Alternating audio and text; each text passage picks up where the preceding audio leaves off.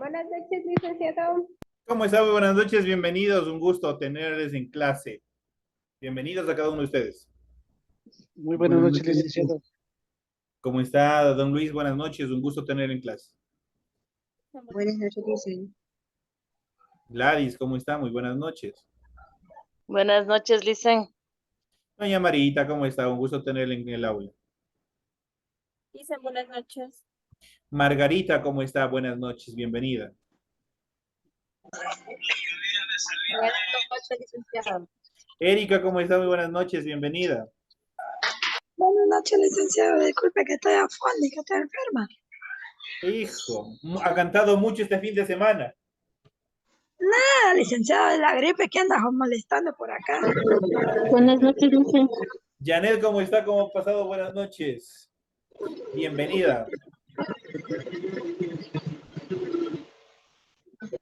Buenas noches, licenciado. Maribel, ¿cómo está? Bienvenida, muy buenas noches. Bienvenida al desarrollo de la presente clase.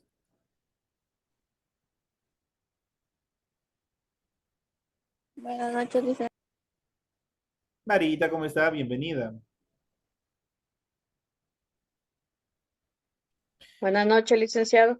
Rosita, ¿cómo está? Buenas noches, bienvenida. Buenas noches, licenciado. Carmencita, ¿cómo está? Bienvenida, un gusto saludarle. Nos saludamos por este medio. Bienvenidos a cada uno de ustedes.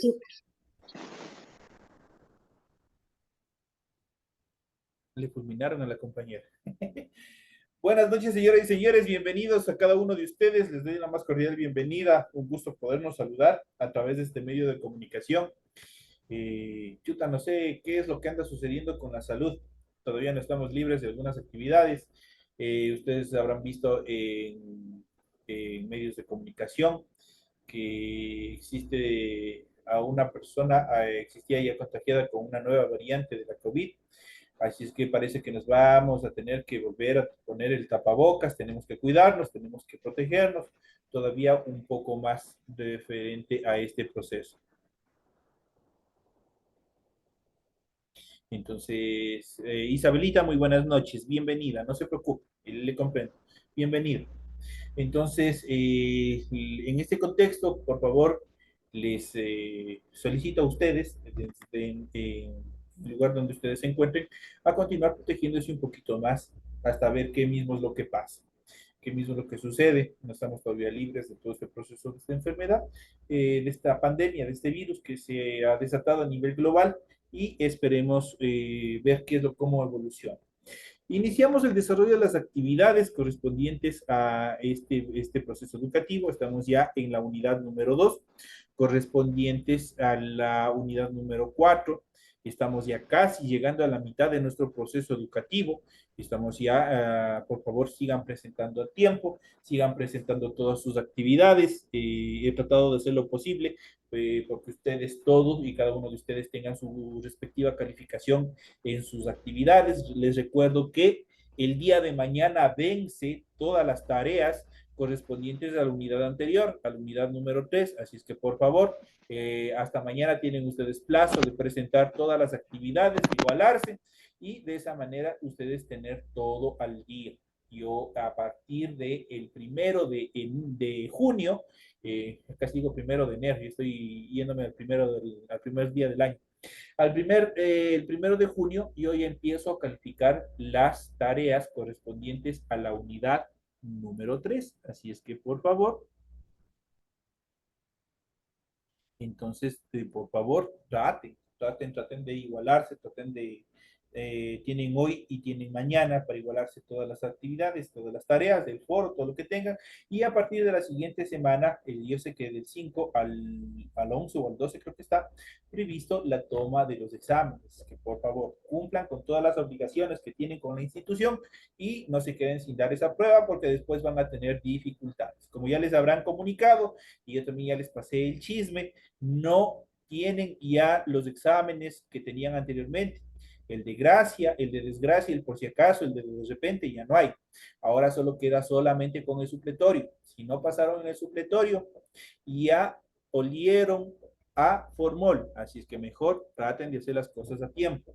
Hagan bien las cosas, cumplan sus obligaciones Yo sé que es medio complicado, es difícil trabajar y estudiar, y yo les comprendo todas estas actividades, pero hay que hacer un esfuercito, dejar de ver la novela, dejar de ver la película, dejar de estar en redes sociales, dejar de estar con amigos, y verán que ustedes cumplen el objetivo que ustedes se han planteado.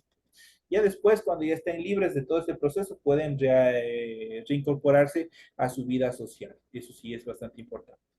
Entonces, dadas estas explicaciones, iniciamos. Ustedes en pantalla tienen el formato para recursos de aprendizaje correspondientes a la tarea de la materia de ciencias naturales. Vamos a ver, estamos en unidad número 4, historia de la vida en la Tierra y evolución de los seres vivos. Habíamos estado viendo correspondientes a esta unidad 4. Vamos a ver en esta, nos corresponde ver la unidad número 2, perdón, la tarea, el tema número 2, con el tema las pruebas de la evolución humana y el fechado radioactivo. Esos son los temas que nosotros vamos a tratar en el desarrollo de esta clase. Tienen ustedes el tipo de tarea, tienen el objetivo de la tarea y a continuación Licenciado, buenas noches. tienen las instrucciones. ¿Cómo está, compañerita? Bienvenida, un gusto tenerle en el aula. Recuerden que el trabajo es individual, deben leer el compendio de la unidad 4, tema número 2, pueden ampliar su información sobre el mismo tema con otras bibliografías de ser necesario. ¿Qué es lo que tienen que hacer para esta semana? Apenas 2 actividades. Dice, desarrolla las siguientes preguntas. La primera dice, indague de qué manera está relacionado el aumento progresivo de la capacidad craneal en la aparición de las culturas y su forma de transmitirse. Y la siguiente actividad dice, determine la importancia del fechado radioactiva para la determinación de las eras o épocas geológicas de la Tierra. Máximo media hoja es la extensión que tienen que hacer en la segunda actividad. Así es que, por favor, traten de cumplir, traten de hacer lo mejor posible. Eso en función de los temas que ustedes tienen de la tarea correspondientes a esta semana. Recuerden que toda tarea es 100% hecha a mano, es hecha a mano, tienen que hacerlo escrita, manuscrita, en una hoja de papel ministro, en el cuaderno donde ustedes vayan a desarrollarlo. Antes de desarrollar la actividad, ya saben, tienen que cumplir con la rotulación de la hoja, donde tienen que cumplir con todos los datos que se les solicita ahí. Y luego de eso, ustedes desarrollan el contenido de su tarea. Eso es todo. Deben leer también las recomendaciones, la rúbrica de calificaciones y al final tenemos la información para el desarrollo de los recursos de plataforma. Estamos en la unidad número 4 con el tema de las pruebas de la evolución humana y el fechado radioactivo correspondientes a la semana 2 del 30 de mayo del 2023. Esta tarea permite entregas desde hoy, 30 de mayo del 2023. La fecha límite de entrega es el 30 de junio del 2023 y la fecha de publicación de calificaciones de esta y las otras tareas serán hasta el 5 de julio del 2023, donde estaremos ya prácticamente en la quinta unidad, estaremos ya a mitades de este gran proceso educativo. Eso son las actividades en función de las tareas, de las actividades que ustedes tienen para la presente semana. Vamos a iniciar con las actividades correspondientes, con los temas correspondientes a esta semana. Y en pantalla ustedes ya pueden ver, en pantalla ustedes pueden observar. Vamos a ver. Lo correspondiente a las pruebas de evolución. Eso vamos a arrancar con ese primer tema que nosotros tenemos estructurados dentro de esta nueva semana. Habíamos visto ya una serie de pruebas de evolución en la clase anterior, las teorías en cuanto a la evolución de las especies, como se habían venido desarrollando, y vamos todavía a hablar, una de las estructuras más, o de las teorías más aprobadas por la ciencia, es la teoría de Charles Darwin.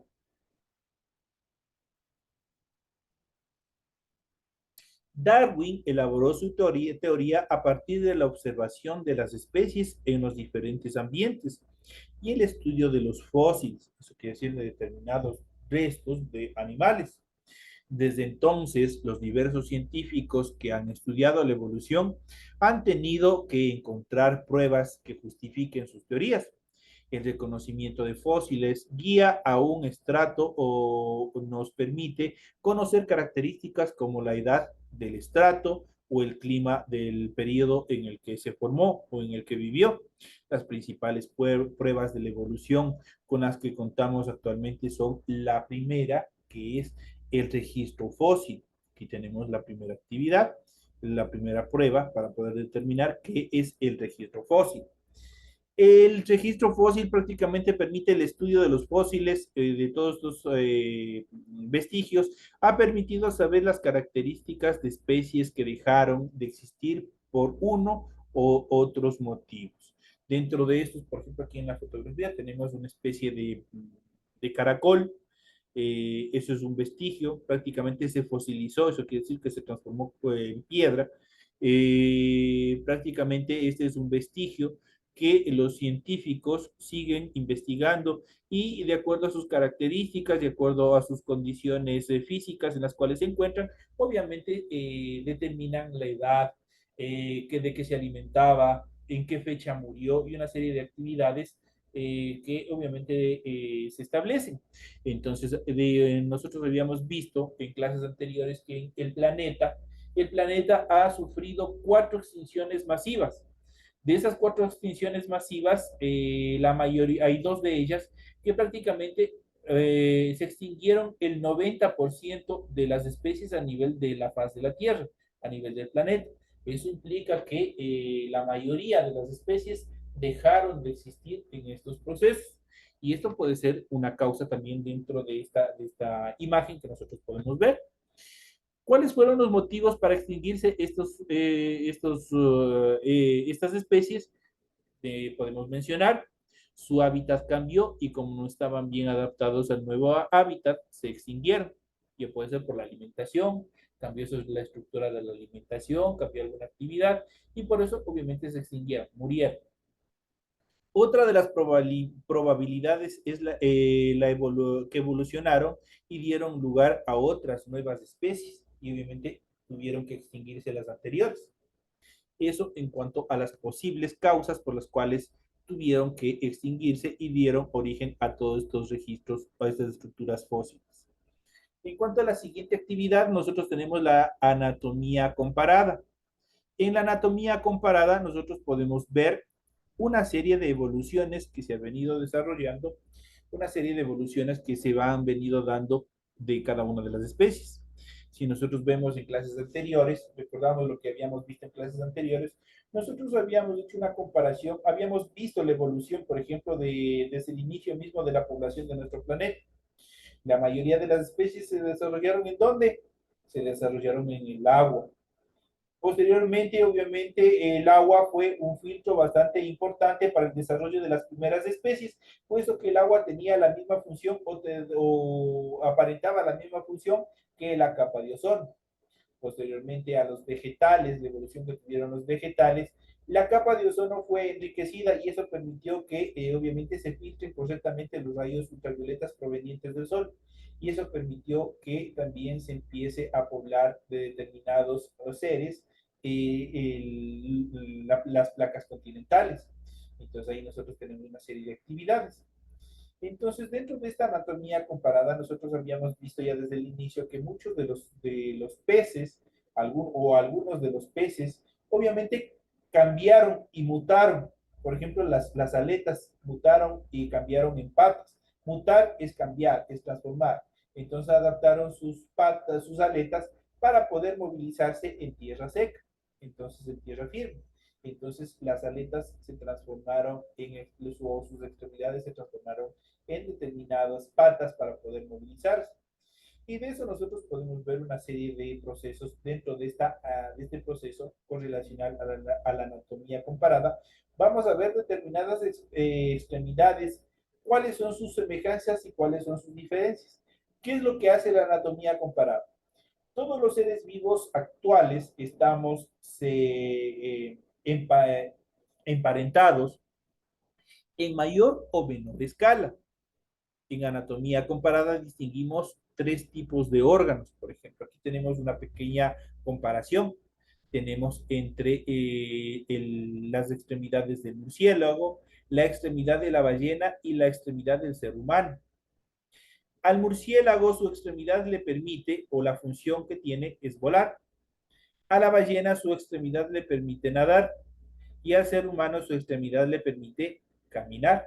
Eso es lo que hace la anatomía comparada, como su nombre lo dice, comparar entre diversas especies. Somos totalmente diferentes, nosotros no nos parecemos ni a la ballena ni al murciélago, pero tenemos determinados rasgos en cuanto a la anatomía comparada, especialmente con las extremidades, en las cuales nosotros podemos comparar. Y si nosotros vemos la estructura de los huesos, tanto de la extremidad del murciélago, de la ballena y del ser humano, tienen determinadas características que pueden ser similares y otras que las diferencian totalmente. Por ejemplo, si nosotros vemos las estructuras de los huesos que conforman los dedos, tienen determinadas estructuras parecidas, las uniones, los cartílagos y una serie de cosas. Pero obviamente cada uno tiene su función. En la función se diferencia. En la estructura y la función se diferencian de cada uno de ellos en cuanto a su comparación. Y nosotros vemos el murciélago, como habíamos mencionado anteriormente, no le permite volar, a la ballena le permite nadar y al hombre su extremidad le permite caminar. Esas son las características. En cuanto a los órganos homólogos, vamos a ver cuál es la característica en relación a los órganos homólogos. Los órganos homólogos son órganos de especies diferentes que presentan la misma estructura, pese a ser utilizados para funciones distintas. Son órganos homólogos las extremidades anteriores de organismos, como los que nosotros estamos viendo, los que ya habíamos hecho la comparación. Esos son órganos homólogos. Eso quiere decir que son especies diferentes, pero que de cierta manera presentan una estructura parecida, pese a que su función es distinta. En cuanto a los órganos análogos, en función de los órganos análogos, nosotros tenemos que son órganos de especies diferentes que tienen distintas estructuras, pero una forma similar, ya que son utilizados para la misma función. Las aletas de la ballena y un pez óseo son órganos análogos, porque tienen la misma estructura y obviamente tienen la misma función. Al pez, a la ballena le permite nadar y el pez obviamente le permite caminar. Si hacemos una comparación, por ejemplo, de las extremidades, por ejemplo, de un lobo y del ser humano, las piernas, por ejemplo, los pies, ambos son estructuras diferentes, pero tienen la misma función. Entonces, en esas características se determina como órganos análogos. Son diferentes, pero conllevan la misma función. Aquí nosotros tenemos, por ejemplo, tenemos de la ballena y del pez óseo. Si nosotros vemos la estructura es totalmente diferente. En relación a la ballena, más bien sería una especie como de dedos, prácticamente sería como una especie de una mano, y en relación al pez óseo es totalmente diferente la estructura. Es prácticamente, la estructura ósea es prácticamente como la extremidad de un cangrejo, por ejemplo, aquí poniéndole una característica. Entonces son totalmente diferentes. ¿Pero qué los hace análogos? Que ambas tienen la misma función, ambas les permiten nadar, ambas tienen la misma función. Esos son órganos análogos. En cuanto a los órganos vestigiales, vamos a ver cuáles son las características en función de los órganos vestigiales. Son estructuras que ya no se utilizan y que a lo largo de la evolución de una especie han quedado atrofiados. Los órganos vestigiales son reminiscencias estructurales de órganos que eran útiles en los antepasados de una determinada especie. Eso en cuanto a los órganos vestigiales. Eso quiere decir que se han atrofiado, se han dañado, se han quedado, no han evolucionado, se han quedado ahí. Esos son los órganos vestigiales. En cuanto a la embriología comparada, es fundamental. Igual vamos a seguir haciendo una comparación, pero desde el punto de vista del embrión. Eso quiere decir del producto de la unión sexual de cada una de las especies. El proceso del embarazo que empieza la primera etapa, ese es el embrión. Entonces, la embriología comparada en los animales con reproducción sexual, solo ahí se aplica la embriología comparada. Desde la fecundación hasta el nacimiento del nuevo individuo, el embrión va sufriendo una serie de cambios. La rama de la biología que se encarga del estudio de estos cambios es la embriología. Y nosotros vamos a ir, por ejemplo, en esta etapa aquí, nosotros tenemos una comparación entre el embrión de un pez, el embrión de un ave, el desarrollo embrionario de un chimpancé y el desarrollo embrionario de un ser humano. Si nosotros vemos en la primera etapa, que es la línea principal, esta línea primera, los embriones tienen una apariencia casi similar, tanto del pez como del ave, del chimpancé y del ser humano, especialmente del chimpancé y del ser humano, tiene características más determinantes. Entonces, ahí vemos en la primera etapa. En la segunda etapa ya vamos diferenciando. El pez ya cambia su estructura, tiene dos estructuras diferentes. El ave guarda determinadas características todavía en esta segunda etapa. El chimpancé y el ser humano, entre los tres, el ave, el chimpancé y el ser humano, tienen determinadas características todavía similares, excepto el pez campeón. Y en la tercera etapa evolutiva, ya cuando se va formando, ya cuando está en las últimas semanas de gestación, ya van totalmente diferenciándose entre las especies. Si nosotros vemos el pez, y es totalmente un anfibio, y tiene sus características peculiares en relación al pez. El ave igual ya va tomando sus características especiales. Ya nosotros podemos observar un pico, podemos observar sus alas, sus extremidades son totalmente diferentes.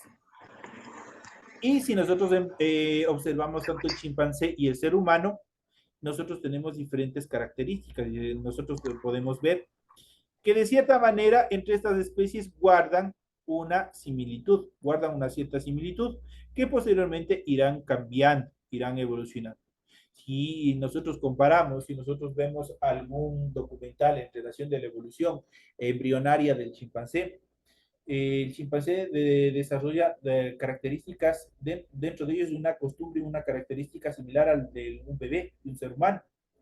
Pues en el vientre de la madre, ellos se chupan el dedo. Tanto el chimpancé como el ser humano se chupan el dedo. Entonces es una característica que todavía la ciencia está tratando de descifrar ese enigma, obviamente que lo hará a través de la embriología comparada. Aquí a través de la embriología comparada nosotros hemos visto la evolución, hasta qué etapa son similares y desde qué etapa y empiezan a diferenciarse. Es lo que hace la embriología comparada.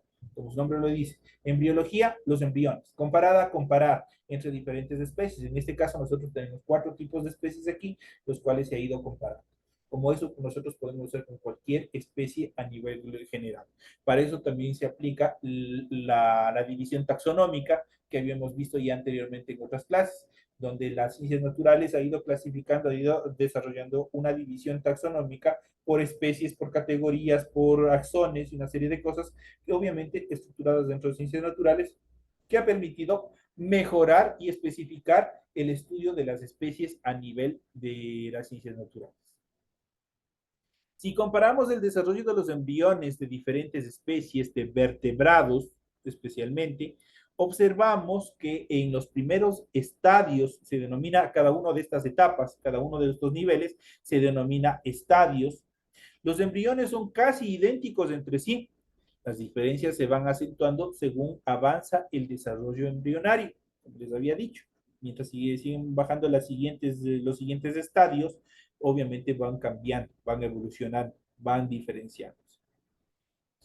Cuanto más tiempo tarde en diferenciarse los embriones de dos especies, más próximos evolutivamente estarán de estas dos especies. Eso quiere decir, mientras más cerca exista esta evolución, esta apariencia, esta correlación entre las especies, más cerca están uno del otro en relación a sus características comunes genéticas. Por ejemplo, aquí, ¿dónde vamos separándonos de los peces y de las aves, por ejemplo? Y es en esta segunda etapa, en la tercera etapa, en el tercer estadio. Pero nosotros todavía determinamos de características similares, por ejemplo, con el chimpancé. Y eso quiere decir que nosotros tenemos rasgos casi comunes en relación a esa especie. En la cuarta tenemos la comparación del ADN. Ya habíamos visto que el ADN, para los que no de pronto se han olvidado,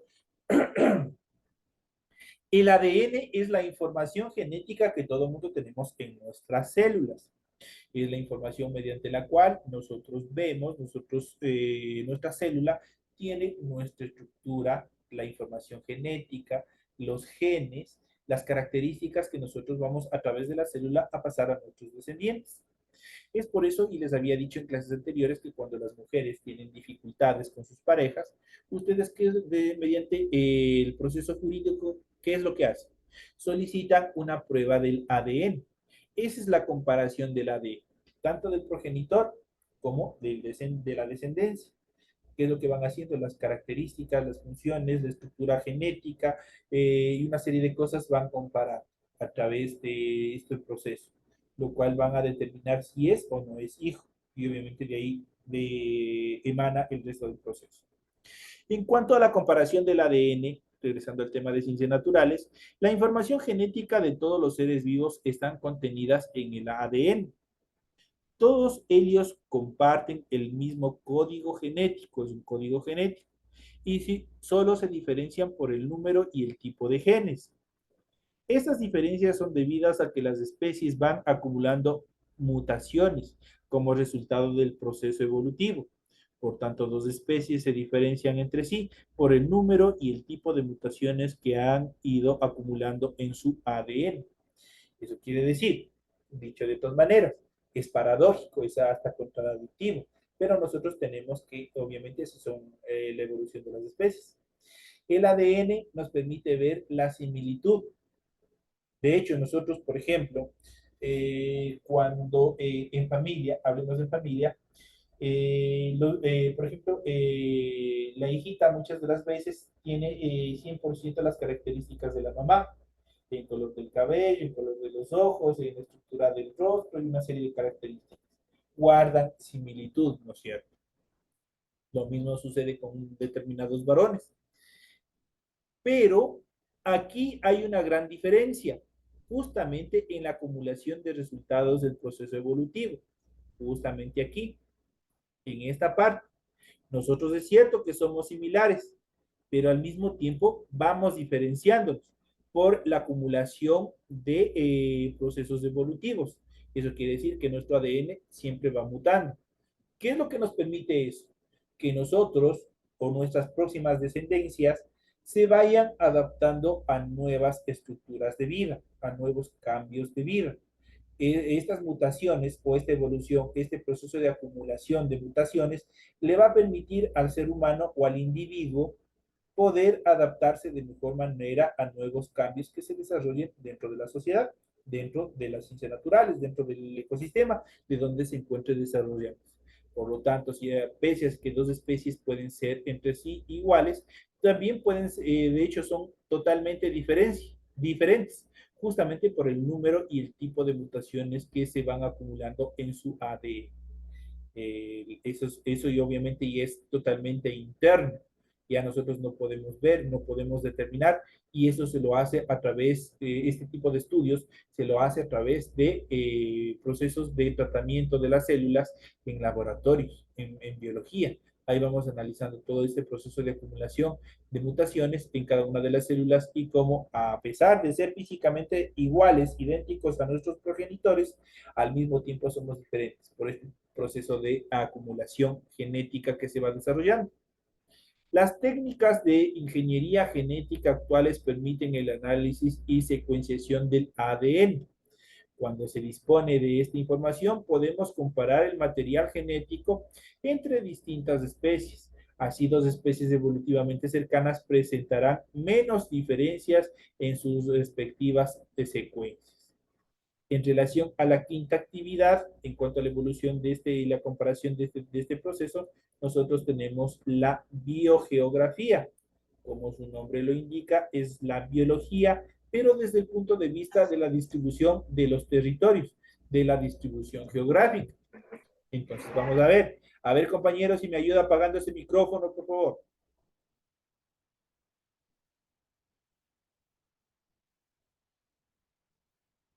Entonces habíamos dicho que la biogeografía parte de la biología que estudia la distribución geográfica de las diferentes especies. Frecuentemente se han estudiado grupos de especies muy parecidas que viven en entornos cercanos pero aislados entre sí. De su estudio deducimos que las diferencias entre estas especies son fruto de las sucesivas adaptaciones que los individuos han ido haciendo a los nuevos hábitats a partir de una única especie antecesora. Eso quiere decir que se dividieron. Existió en algún momento una sola especie, pero por diferentes circunstancias, por ejemplo, les comento que, por ejemplo, América del Sur, lo que es Latinoamérica, de la parte del Océano Atlántico, tiene el perfil costanero, tiene una gran característica similar a lo que es la parte justamente del mismo contorno del continente africano. De acuerdo a evoluciones de los continentes, dicen que en algún momento tanto el continente sudamericano, lo que hoy es Sudamérica, y el continente africano estuvieron formando una sola placa continental, pero que por diversos cambios, por diversas evoluciones que se fueron dando en cuanto a la formación de los continentes, se friccionaron, se separó, se rompieron, se trizaron y obviamente actualmente se encuentran divididos y en la forma que nosotros los conocemos normalmente. ¿Qué es lo que pasa aquí? Que si nosotros aplicamos la biogeografía, justamente hay especies en Sudamérica, especies animales, especies de determinados animales, que son similares a las especies que viven en África, justamente en estos sectores. Eso quiere decir que en algún momento estos continentes estuvieron unidos. ¿Qué es lo que hace la biogeografía? Prácticamente estudia la distribución geográfica de estas especies, que obviamente son similares desde el punto de vista genético, pero que por diversas circunstancias, y justamente se pudieron haber dado por este proceso de bifurcación y rotura de este megacontinente, fueron separados, pero que guardan características comunes. Viven en hábitats diferentes, pero su estructura es similar. Eso en cuanto a la biogeografía. En cuanto a la evolución humana es bastante interesante, indistintamente al pensamiento que tengan cada persona. El ser humano forma parte del gran grupo de los primates, primeramente, junto al orangután, pongo ESP, es el nombre científico determinado por las ciencias naturales, el gorila, gorilas ESP y el chimpancé PAN SP. Compartimos un antepasado común y una serie de particularidades. Ojo, el hombre no desciende del mono. Esa idea y esa teoría es errónea.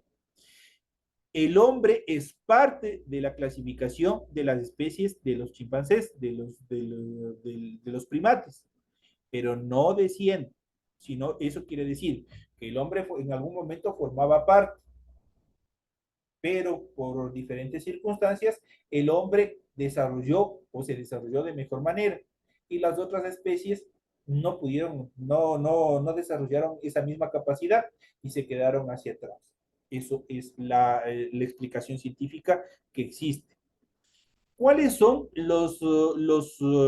las particularidades en cuanto a estas especies? Hemos visto que el ser humano forma parte del gran grupo de los primates. Los primates es el gran grupo que engloba tanto al orangután, al gorila y al chimpancé. Cada uno de ellos tiene una característica común con el ser humano. Vamos a ver cuál son de esas particularidades. Primero, la capacidad craneal elevada en comparación con su tamaño. La segunda, la visión en 3 dimensiones que otorga grandes ventajas frente a otros mamíferos en los que predomina el sentido del olfato. Los dedos pulgares oponibles a las 4 extremidades. El ser humano ha perdido esa capacidad en los pulgares de los pies. La tendencia del bipedismo. ¿Qué es el bipedismo? Solo es complejo en el ser humano. Cuando hablamos del bipedismo es que nosotros simplemente para poder ya desarrollarlo nosotros lo hacemos sobre nuestras extremidades inferiores, mientras que las otras especies no lo hacen. La estructura y comportamiento social complejo, periodo de cuidado de las crías muy prolongado. Y la última, ausencia de la cola presente en otros tipos de primates. Eso son en cuanto a las particularidades que nos diferencian en cuanto al orangután, al gorila, al chimpancé, cómo están determinados. La única especie que actualmente existe en el género Homo es el Homo sapiens, o sea, nosotros, a la que se ha llegado después del proceso evolutivo. En la actualidad consideramos relacionadas evolutivamente con el Homo sapiens estas especies. Tenemos el Australopithecus afarensis, tenemos el Homo habilis, el Homo erectus, el Homo antecesor y el Homo neanderthalis. Esas son las evoluciones en cuanto a las características más comunes que nosotros determinamos en cuanto al proceso evolutivo. Estas son las especies en las cuales obviamente hemos visto las características más comunes y asimismo los cambios, las evoluciones que han ido sufriendo. Cada una de estas especies, muchas de ellas no lograron justamente evolucionar correctamente y tuvieron que extinguirse para dar justamente paso al Homo sapiens que somos nosotros. ¿Qué significa Homo sapiens? Significa hombre pensador, hombre pensante. Eso significa Homo sapiens. Entonces, son las características fundamentales en cuanto a esta estructura que nosotros hemos venido viendo. En cuanto al fechado radioactivo, para finalizar, el fechado radioactivo es un método para deducir la edad de algunos objetos mediante la radioactividad. Y ese fechado radioactivo principalmente nos permite ver la edad que tuvieron, por ejemplo, las rocas y determinados animales que fueron fosilizados. Eso es mediante diferentes procesos químicos, especialmente radioactivos, se van determinando diferentes procesos para determinar las fechas, las etapas en las cuales se desarrollaron o de las cuales emanan cada uno de los seres y también de las rocas. El fechado radioactivo nos permite especialmente ver la edad que tiene cada una de las rocas para ir estudiando las diferentes capas que tiene nuestro subsuelo. De esta manera, compañeros, llegamos ya a la parte final, a la parte final de nuestra clase. Les deseo mucha suerte en las actividades. Ustedes tienen todo el material pertinente para que puedan desarrollar sus actividades, sus tareas. Señoras y señores, les deseo suerte. A Erika le deseo que se recupere de su voz y espero que ni ningún otro compañero esté sufriendo algún problema de salud. De esta manera, me despido de todos ustedes. Que tengan una feliz noche y nos estaremos viendo hasta la próxima clase. Sigan cumpliendo con todas las actividades. Gracias, licenciado. Hasta la próxima semana. Gracias, Vicente. Gracias.